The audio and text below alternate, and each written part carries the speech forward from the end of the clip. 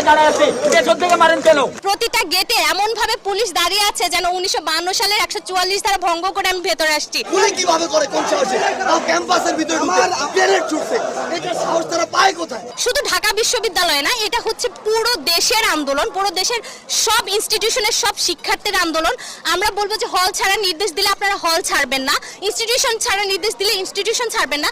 যারা বাসা থেকে, যেমন আমি বাসা থেকে এসেছি সকালবেলায় উঠেই যে আমাকে আজকে যেতে হবে এবং আমি ট্রান্সপোর্ট চেঞ্জ করে করে বারবার এসেছি, কারণ আমাকে এখানে এসে পৌঁছতে হবে। এবং এসে দেখছি যে আমার বিশ্ববিদ্যালয়ে প্রতিটা গেটে এমনভাবে পুলিশ দাঁড়িয়ে আছে যেন 1952 সালের 144 ধারা ভঙ্গ করে আমি ভেতরে আসছি।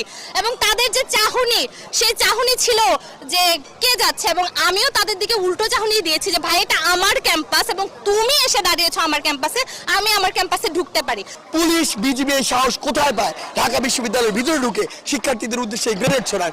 অবশ্যই তাদেরকে প্রশাসন অনুমতি দিয়েছে, তাহলে প্রশাসন এই সাহস কোথায় পেল তার শিক্ষার্থীদেরকে পুলিশের কিংবা ওই বিজিবির গ্রেনেডের সামনে তুলে দেওয়ার? এই জবাব প্রশাসনকে অবশ্যই দিতে হবে। আমরা তো কোনো অযৌক্তিক দাবি নিয়ে লড়ছি না, পুরো বাংলাদেশের 1% মানুষও বলতে পারবে এটি অযৌক্তিক দাবি। আমাদের কথা হচ্ছে ছাত্ররা পুরো বাংলাদেশের রাস্তায় নেমেছে, গতকালকে 7 জন ভাই আমার খুন হয়েছে, আপনারা এটার বিচার করবেন এবং আপনারা আমাদের যৌক্তিক দাবিটি মেনে নিন। যেদিন আপনি মেনে নেবেন সেদিন আমরা রাস্তা ছেড়ে দিব।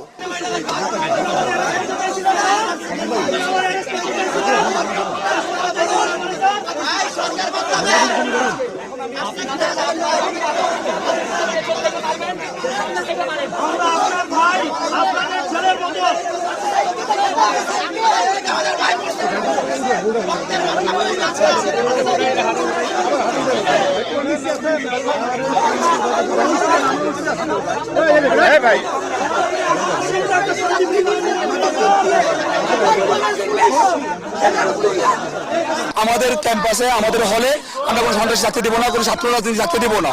এবং আমরা মোটামুটি সবাই ডিফারেন্ট মাইন্ড হয়েছি। সেন্ট্রালের সিদ্ধান্ত যাই হোক, ক্যাম্পাসের সিদ্ধান্ত যাই হোক, আমরা কেউ হল ছাড়বো না। তারা কি সিদ্ধান্ত নেবে জানি না, কিন্তু আমার ভাই আজকে কবরে আছে, আমার বোনেরা আহত হয়ে ক্যাম্পাসে হাসপাতালে পড়ে আছে। এই মুহূর্তে প্রশাসন কি ডিসিশন দেয় তা আমাদের কিচ্ছু যায় আসে না। আমরা হল ছাড়বো না, আমরা আমাদের দাবি আদায় হওয়ার আগ পর্যন্ত আমরা মাঠে আছি। ছাত্রলীগের সন্ত্রাসীদেরকে, কোন টুকাই বদমাস গুন্ডাদেরকে হল ক্যাম্পাসে অবস্থান করতে দেব না, দেব না। যতই চেষ্টা করুক না কেন হল ক্যাম্পাস শিক্ষার্থীরা কোনোভাবেই ছাড়বে না, কোনোভাবেই হল ক্যাম্পাস কোনোভাবে সন্ত্রাসীদের হাতে ছেড়ে দেবে না। চাইলে জীবন চলে যাবে, তবু আমরা হলকে সন্ত্রাস মুক্ত, অছত্র মুক্ত করেই ছাড়বো।